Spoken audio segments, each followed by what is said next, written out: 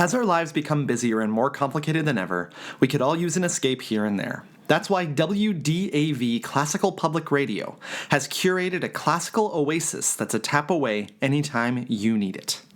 At the WDAV mobile app, you can stream WDAV's 24/7 classical music programming on demand from wherever you are. Check out past episodes of shows that celebrate classical music's remarkable diversity, like Noteworthy, and WDAV's bilingual program, Concierto. You'll also get access to a great variety of podcast episodes, blog articles, and more that shine a spotlight on the music and arts you love. Download the WDAV mobile app now at wdav.org/app. Or, if you're in the Charlotte, North Carolina area, tune your radio to 89.9 FM. Take a deep breath and enjoy.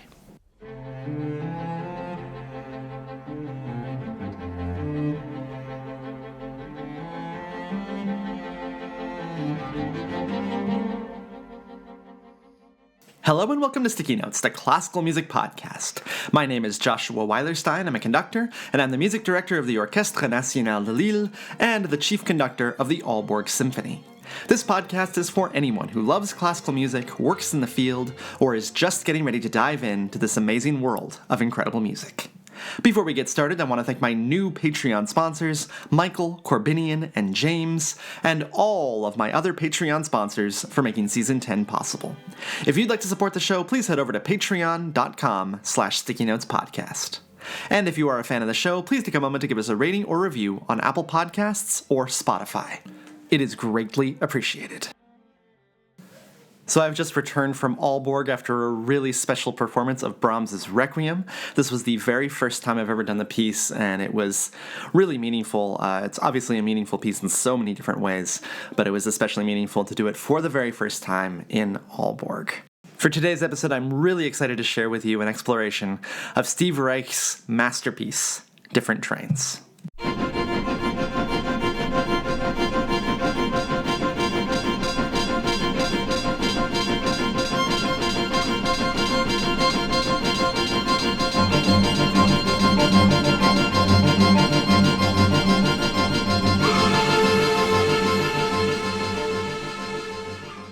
Steve Reich, the great American contemporary composer, provided this program note about his work, Different Trains. Quote, "The idea for the piece came from my childhood. When I was 1 year old, my parents separated. My singer-songwriter mother moved to Los Angeles, and my attorney father stayed in New York. Since they arranged divided custody, I traveled back and forth by train frequently between New York and Los Angeles, from 1939 to 1942, accompanied by my governess.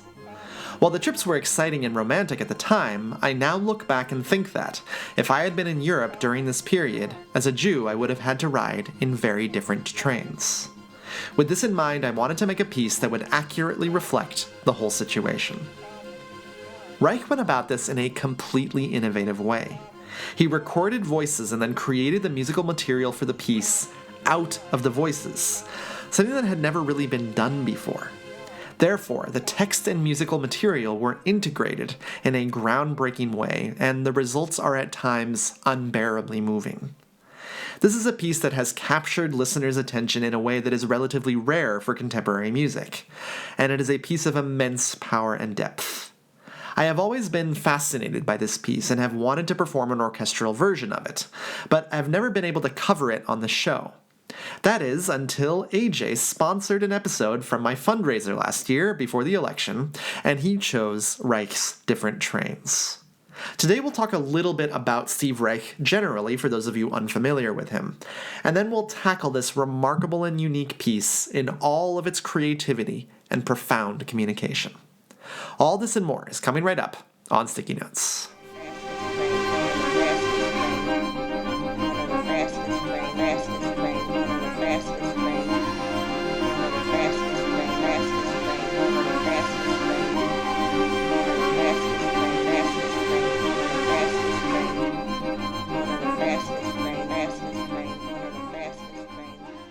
Steve Reich is one of America's greatest composers, and he has certainly been one of the most influential composers of the 20th century.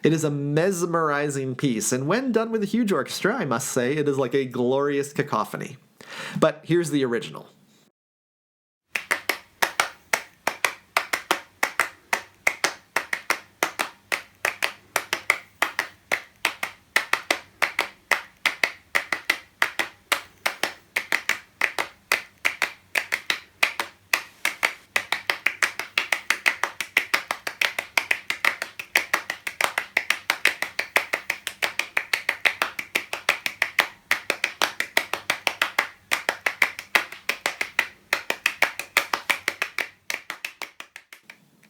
Reich's music evolved in the 1970s and 1980s, from his use of polyrhythms inspired by Ghanaian musicians in his masterpiece Drumming, to his use of slightly longer melodies in his Tehillim, inspired by the Psalms.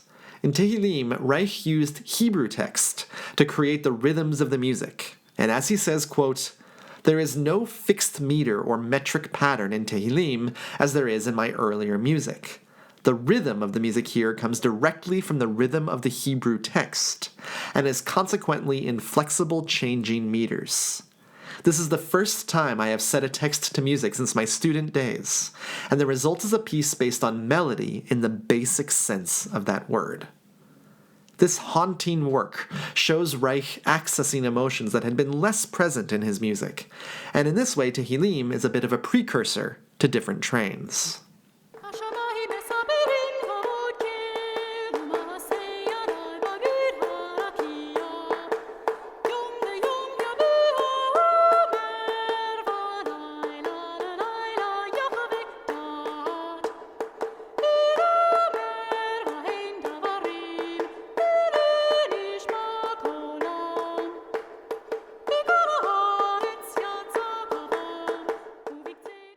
This is very much a cursory look at Reich's output until Different Trains, but since time is short, let's get into the music of Different Trains now.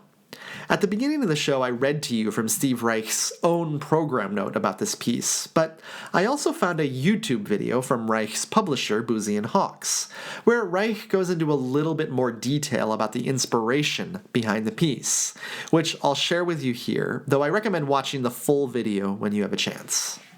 Father in New York, my mother in Los Angeles, on a train for 4 days, because that's how long it took. I thought, well, what if I just, talk to her? She was still alive in her 70s, and I was seeing her, visiting fairly regularly. And that's exactly what I did. And then I thought to myself, well, when did I make these trips? 1939, I was born in 36, 39, 40, 41. What was going on in the world? Well, we know what was going on in the world at the time. Mr. Hitler was getting every Jew he could find and taking them into Poland or other parts of Eastern Europe, and they would go up the chimney and they were never seen again. If I had been born anywhere in Europe, I might not have been around to have this discussion with you. So I thought, I've got to deal with that. While I was having these trips, I could have been having quite a different trip. So I went up to... The setup for Different Trains is quite complicated, so before we start going through the piece, I want to give you a detailed look at what Reich requires for a performance of this piece. To perform the piece, you need a string quartet first, as well as 3 pre-recorded string quartet recordings, as well as the taped voices and the sounds of the trains. Reich then writes in a great detail exactly how the piece should be heard by the audience. The sound technician is vital for the performance, since they are in charge of many things, sometimes happening simultaneously. Reich writes this, quote, "The live quartet should be heard clearly throughout the performance. This requires the sound technician to, for instance, bring up the viola when it is doubling a woman's voice, bring it down when it stops, and to bring up the cello when it doubles a man's voice, and so on. This requires close, undivided attention during performance." Reich goes on to say that the recordings in the second and third movements of the voices should be given some boost in equalization at about 3,000 hertz. Reich also says that, quote, "Under no circumstances should the string players use or need headphones during performance. Instead, they should be given precisely set monitors. Finally, and believe me, I've skipped a lot already, Reich writes the sound technician should not be in a booth and not rely on headphones, and instead should be in an optimal, acoustical place in the hall. Why is all this important? It's because of all contemporary composers, Reich is one of the most particular about how his music is heard and understood. I actually have first-hand experience with this, and it's actually not a particularly good experience. I was part of a performance of Reich's music for 18 musicians at the New England Conservatory, and as a special thrill, we were told that Steve Reich was coming to the final rehearsal and to the performance. It might go without saying, but Reich's music is incredibly difficult to play accurately. It requires immense concentration and lots of rehearsal time.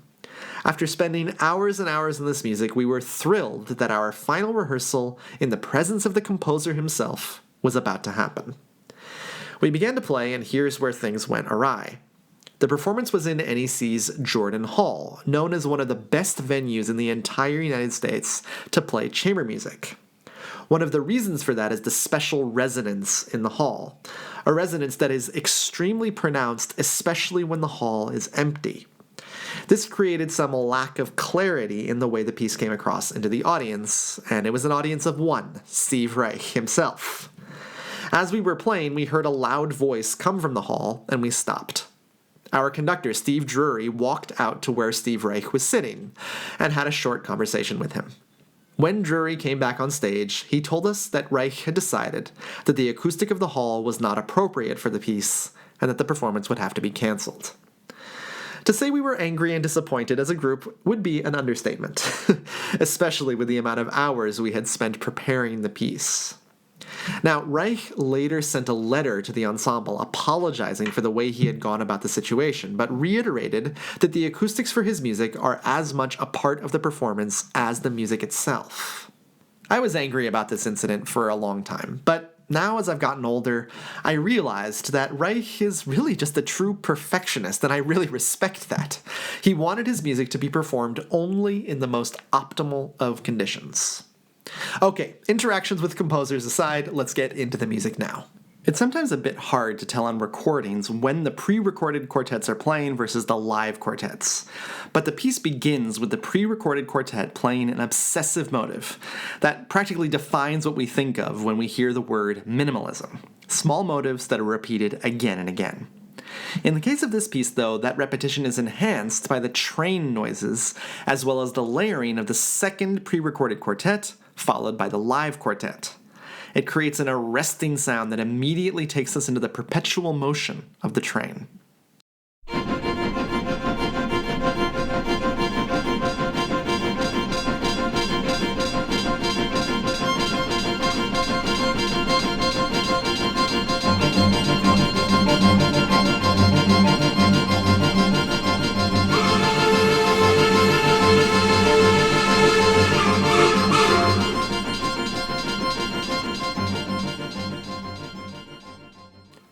Reich has the rest of the quartet double the train whistle, which at first is at exactly the same pitch of the quartet. The harmony does not change, but suddenly the texture thins out, and we hear our first speech sample, which comes from the interview with Reich's governess, Virginia, saying the words, "from Chicago," followed soon by "to New York." This is what the pitches are of that fragment. Reich then repeats this figure with a 2/4 bar, which is the "from Chicago" rhythm, followed by a 3/8 bar, which is the "to New York" rhythm. Reich will repeat that sequence 24 times, with the only variation in the pattern being more train whistles. It certainly doesn't create a meditative atmosphere, though, like in the minimalist music of Philip Glass. Instead, this music pulses with an inexhaustible energy.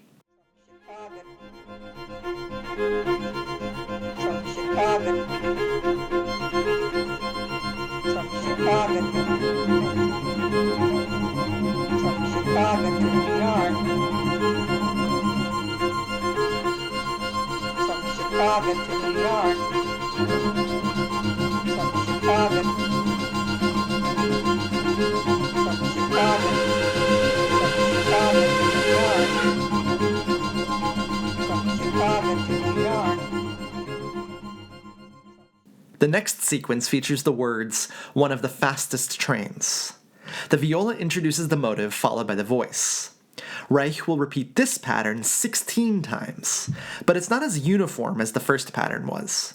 Instead, Reich has the speech sample sometimes repeat itself within the pattern, making the words in the music seem like it's going, well, faster. This creates even more momentum, even though underneath the text, the same 16th notes have been running as in the beginning of the piece.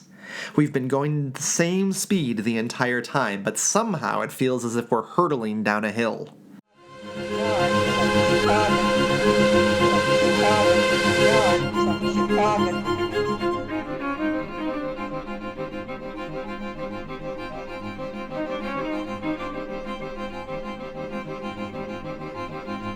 Fastest trains. One of the fastest trains. One of the fastest trains. One of the fastest trains. Fastest trains. One of the fastest trains. Fastest trains. The next harmonic change introduces the third line of the text, and the first appearance of Lawrence Davis, a retired porter on Pullman trains. The tempo slows down for his voice, which says the line, "the cracked train from New York." Even though the tempo is slower, the way that Reich transcribes his voice gives it a wonderful uplifted energy that belies the slower speed.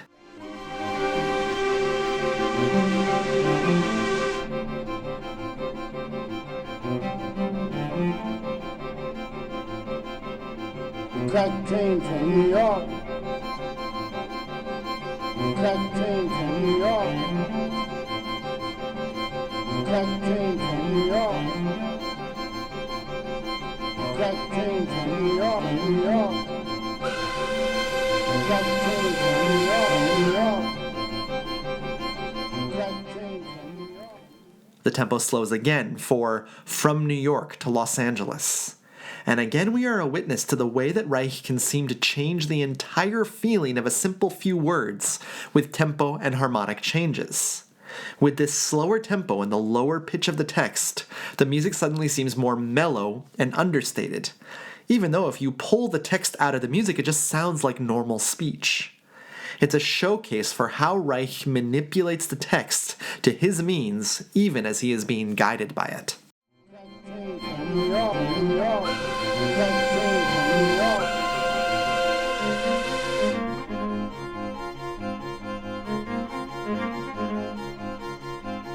From New York to Los Angeles. From New York to Los Angeles. From New York to Los Angeles. From New York to Los Angeles. From New York to Los Angeles. The tempo speeds back up slightly for the next text, which gives the piece its name, "Different Trains Every Time." Virginia is back and her voice even seems to have a bit of a laugh in it. It's like the train is beginning to speed back up. And suddenly the music does speed up with the next harmonic change, back to the original tempo and the "from Chicago" text. New York, New York, New York to Los Angeles. New York, New York.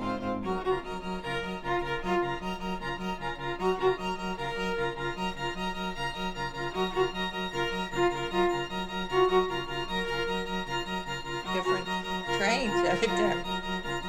Different trains. Different trains every day. Different trains. Different trains every day. Different trains.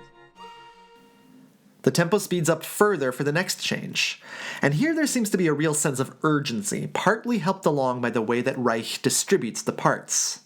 The third pre-recorded quartet enters here, and the parts themselves are fragmented out, creating a dizzying array of sounds for the audience to take in. The text appropriately gives us a bit of that urgency. In 1939. Reich changes tempo and harmony much more quickly as well, as suddenly Lawrence Davis returns to say the same words. In 1939. In 1939. In 1939. In 1939.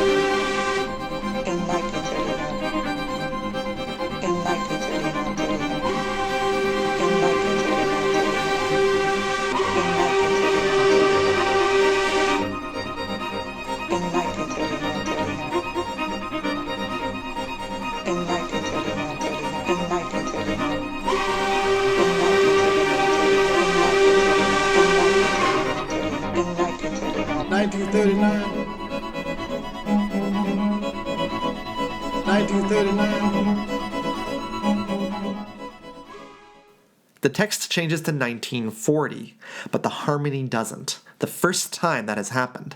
And it's all to set up the feeling of a passage of time, as Reich does finally change the harmony for the change to 1941. We feel as if we've passed through 3 years in lightning speed. Noticing as you're listening to this music that everything corresponds to a fairly rigid structure. Text, harmony, and tempo tend to all change together. So when Reich breaks that pattern, it's a moment.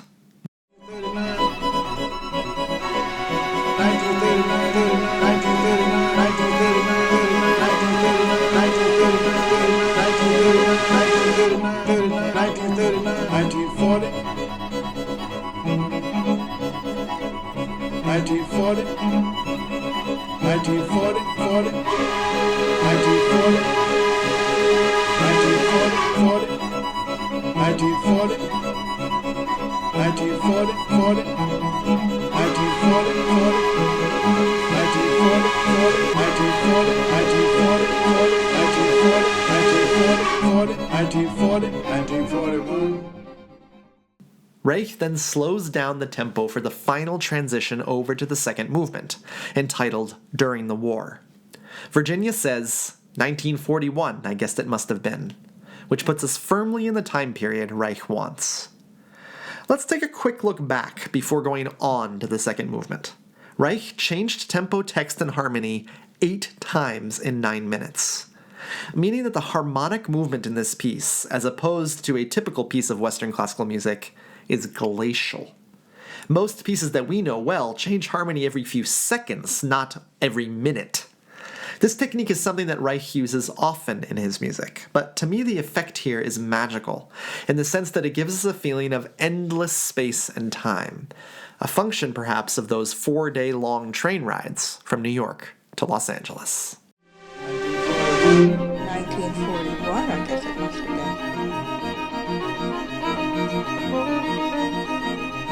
1941, 41, I guess it must have been. 1941. We move into the second movement now without any pause, where Reich uses clips of interviews with 3 Holocaust survivors.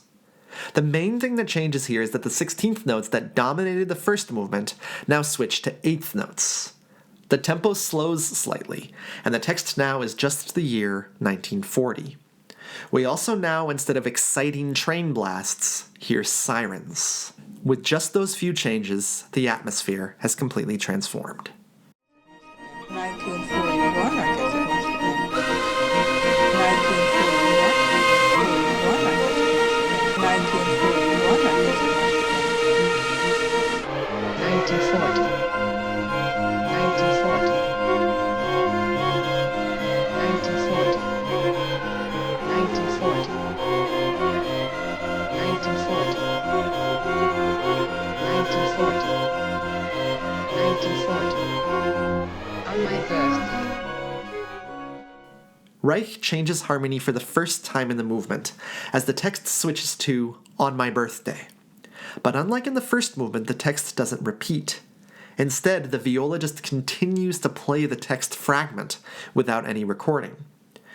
This allows, in a strange way, for the power of the text to sink in over time. The pre-recorded quartets also are fading in and out, giving everything a hazy but tense atmosphere. This is heightened when Reich adds the next line, "The Germans walked in, and then walked into Holland." Once again, Reich only has these texts read once, heightening their impact.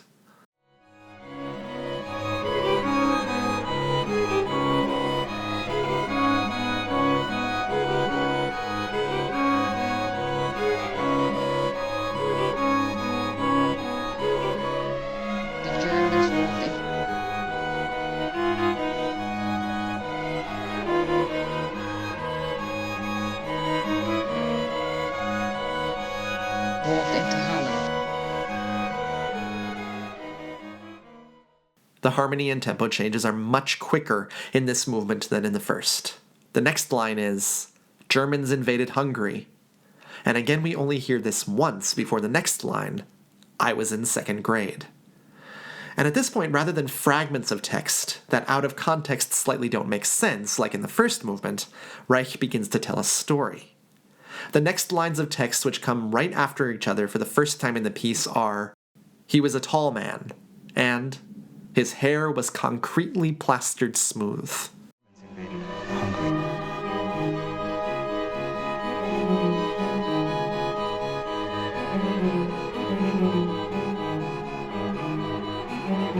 I was in second grade.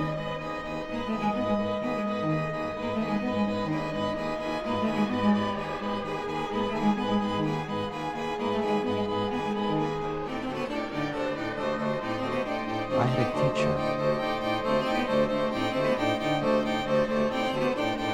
teacher.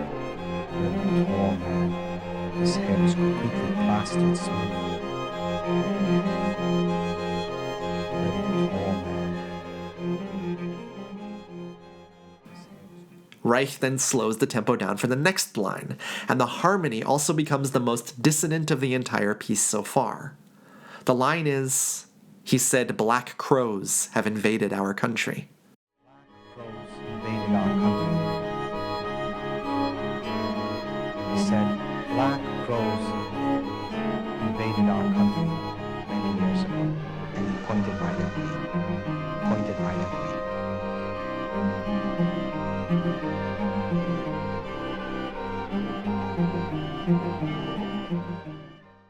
Remember how much space the first movement had? How open it felt? Well, these harmonic changes in the second movement are still slow by most Western music standards, but they are much faster than in the first movement, heightening the feeling of encroachment, and even a feeling of being surrounded, especially when the text switches to, he pointed right at me. Another harmonic and tempo change leads to, and no more school, and a haunting, you must go away. Middle school. Middle school. Middle school. Middle school. Let's go read. Let's go read.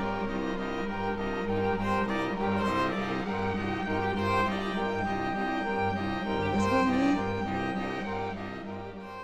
The second section of this second movement now includes a bit of repetition of text, such as, and she said, quick, go, and he said, don't breathe. Reich picks up the tempo twice in this section, creating more tension and anxiety.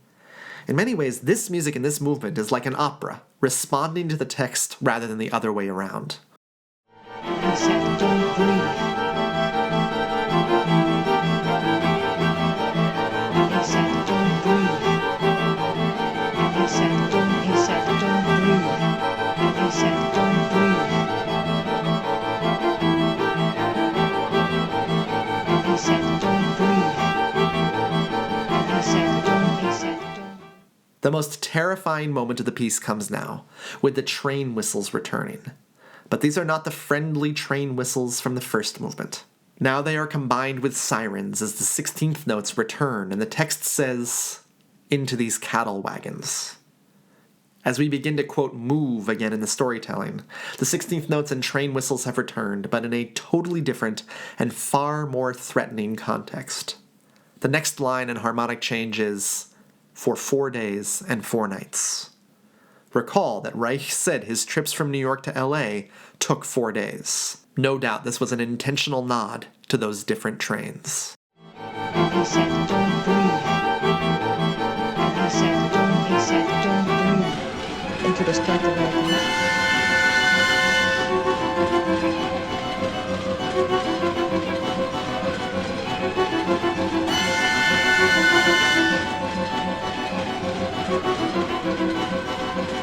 Into the starter wagon. For 4 days and 4 nights.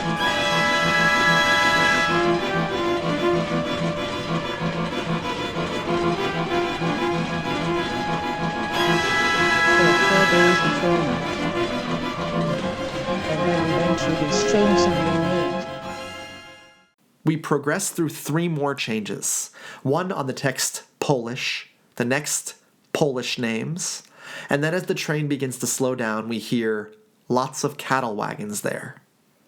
As this music has taken on more of a narrative function, the audience is acutely aware of what is likely to come next. Playing on these expectations, Reich speeds up the tempo again for "They were loaded with people." With the next line, "They shaved us," it dawns on the audience that they have truly become witnesses here. We are now riding this train while witnessing what is going on outside. Reich does not use typical functional harmony in this piece, but this movement is inflected with a minor key by using lots of minor thirds in the patterns, which heightens the emotional level even further.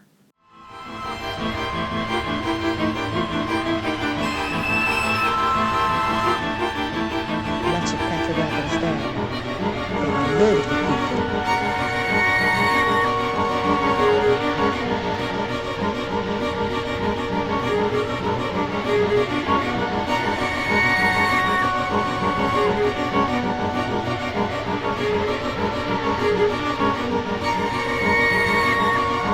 Loaded with people.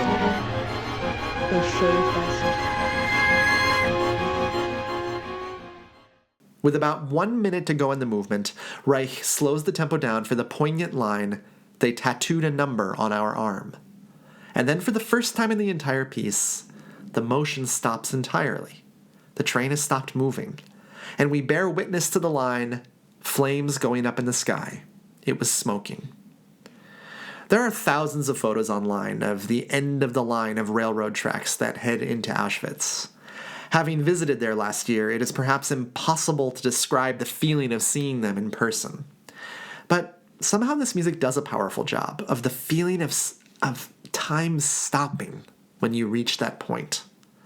This section is the longest in the piece so far, and if there was no text, you might think that it was a kind of improvisation.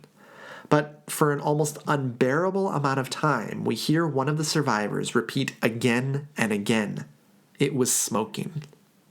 And then there is silence, at least from the text, again for the longest period so far in the piece. All while the quartets hold a single chord that slowly fades away. For 1 minute out of the 27 in the piece, motion, momentum, and time stop.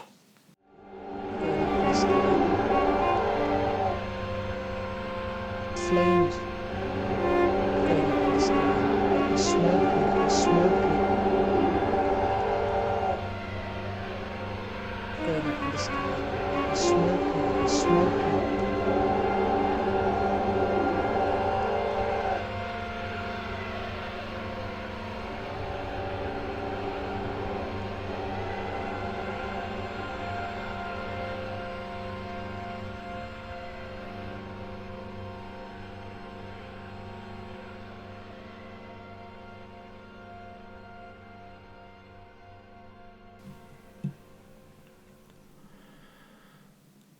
After a 2-bar silence, the third movement begins, entitled "After the War."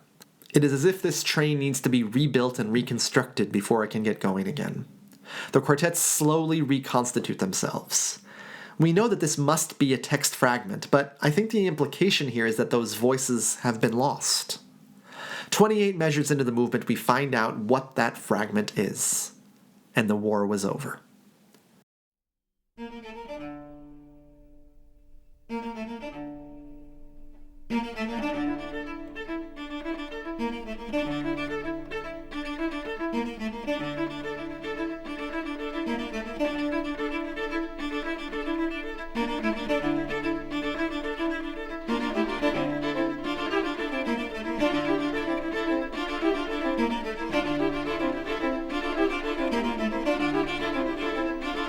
The war was over.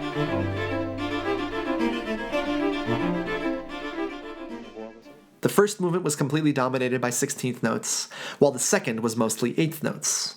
Now Reich mixes them together, switching to 8th notes and a slower tempo for the next line, perhaps the most heartbreaking in the piece. Are you sure? The war was over. The war was over. Over.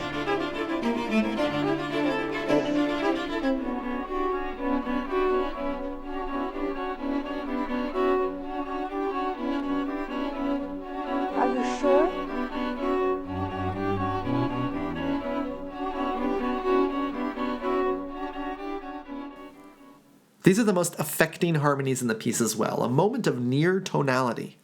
One can tell there is a subjective element to this music, as if Reich is responding himself to the texts, rather than making something more abstract. To me, this just heightens the emotional power of this music. This is especially true when Reich brings back the 16th notes, and the first hint of the American train sounds from the first movement. The harmony suggested here is one of awe, and of a faint wisp of hope. This is enhanced by the text, "Going to America."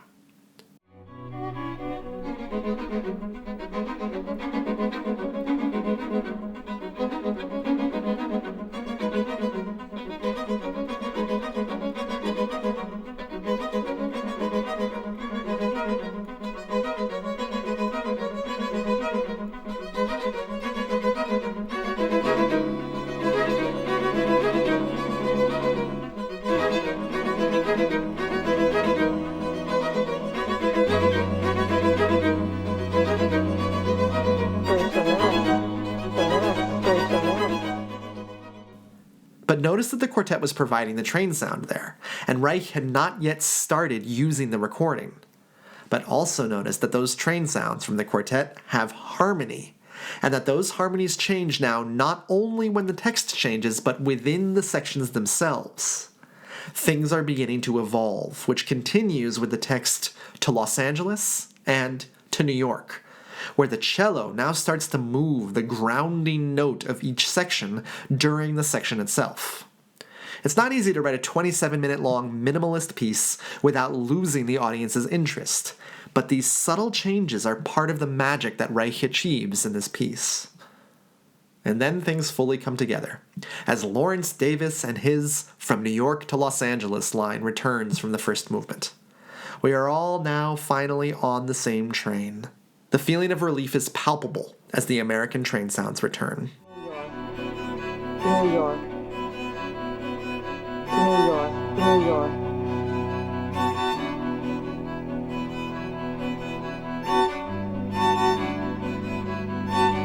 New York, New York, New York. New York to Los Angeles.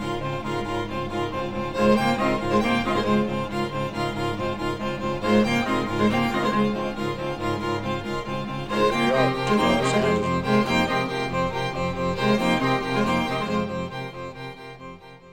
All the characters from the first movement now have returned, as Virginia's "One of the Fastest Trains" also makes its comeback. The feeling of epic and endless space has also returned, as the rapid changes from the second movement have long gone. Instead, we are back onto the open and endless landscapes of the American train ride.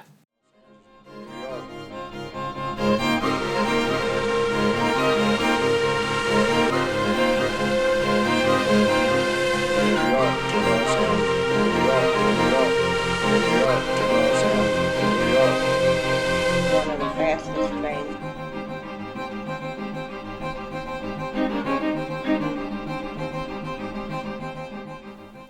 But as we head into the final minutes of the piece, we hear a surprising change.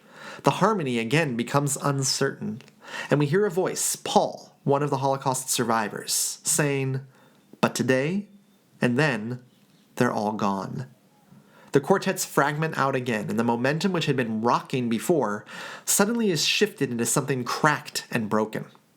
It's easy to assume that the "they" Paul is speaking about are those who were murdered in the Holocaust, but the implication is not fully clear. One of the fastest train, fastest train, one of the fastest train, one of the fastest train, fastest train, one of the fastest train.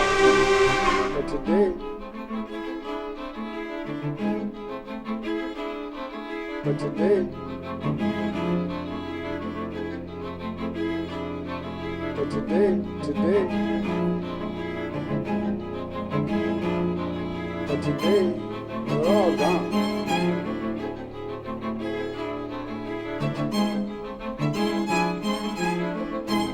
They're all gone. Those implications aren't clear until the next section of the piece, which to me is the most moving of the entire work. This is not a lyrical piece, but through different articulations, Reich often creates moments of lyricism and singing, which is perfectly appropriate for the next line of the text. "There was one girl who had a beautiful voice." the harmony again begins to change within the section, and there is a feeling of memorial here that we have not yet heard. We are back into the witness mode, and it is a powerfully touching moment.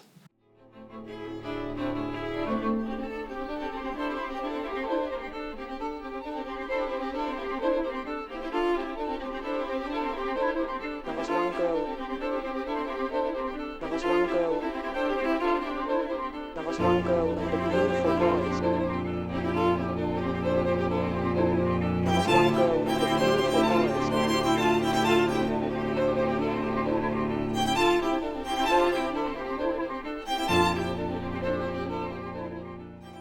But Reich knows exactly how to bridge the gap between American optimism and hope and the reality of the situation before us. We have this moment of memorial, and then the brutal reality hits us with the jagged text of, and they loved to listen to the singing, the Germans. The harmony also rapidly switches in this section, but not to those warm chords from before. Instead, we hear deep and ominous chords in the cello group. The memories of the second movement are always present and lying in wait.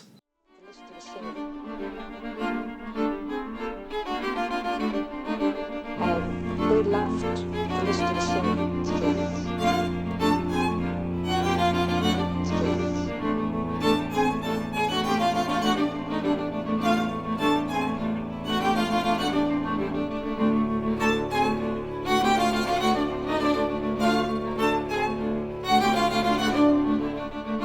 They laughed to listen to the singing.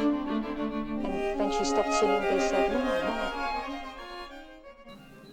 We're nearing the end of the piece now, and it's unclear in which feeling we are going to end with. Whether we will be living inside the memories of the Holocaust survivors now in America, or whether it will be something else. First, Reich introduces an almost Debussy-like texture for the line, and when she stopped singing, they said more, more, and they applauded. There is a kind of innocence in this music that, of course, is belied by the horrific circumstances in which this experience took place.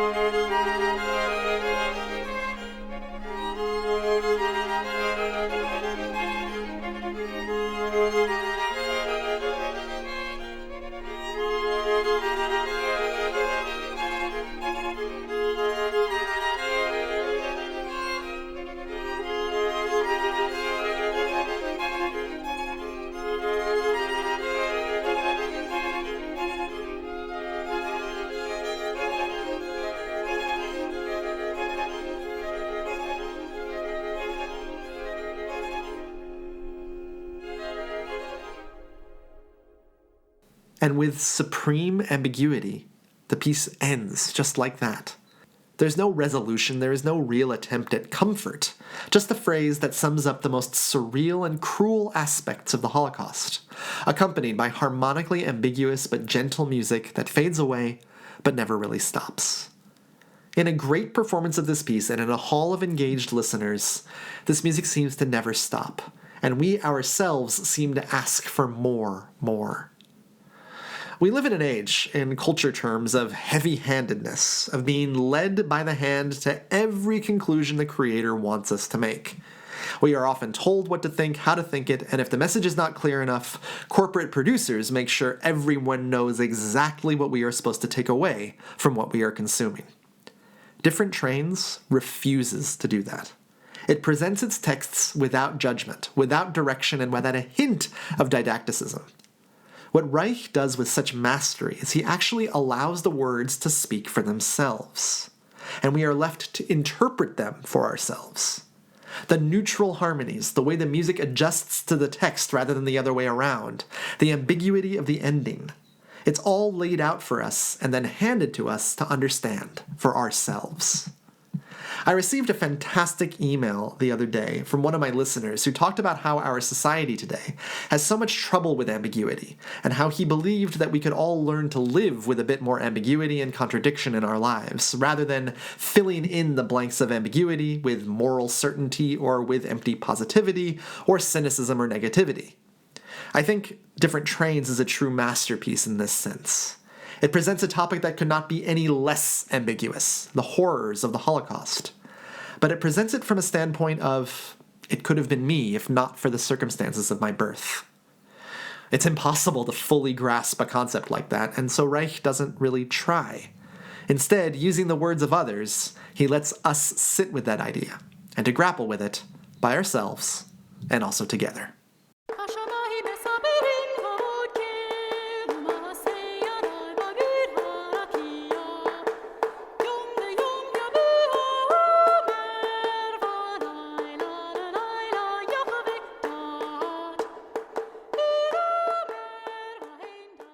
Thanks so much for listening to Sticky Notes today. We'll have some more exciting stuff for you in a couple of weeks, so don't miss our next episode.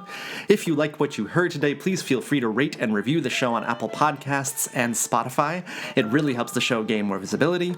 And please send any questions to stickynotespodcast@gmail.com. And if you'd like to support the podcast monetarily, just head over to patreon.com/stickynotespodcast. Thanks, and I'll talk to you again after a while.